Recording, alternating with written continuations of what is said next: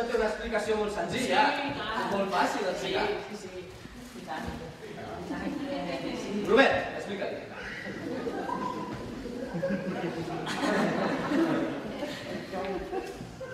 Bé, a veure.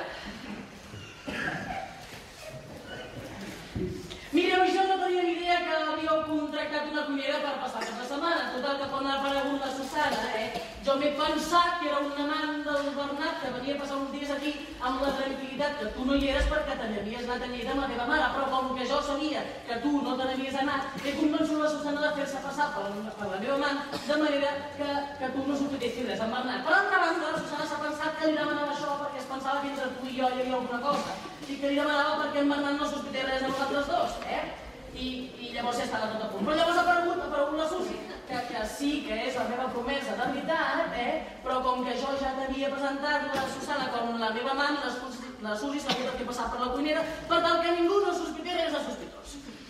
I llavors la Susana ens ha dit que tenia un marit mig animal, que trenca les cames com aquell que iba al mercat i no m'ha semblat una bona idea que jo seguís fent-me passar per el seu amant. Total, que ens hem inventat tota aquesta bola de neboda per tal que jo pugui mantenir els meus ossos d'allò i tot se'ns diguis igual. I ja està.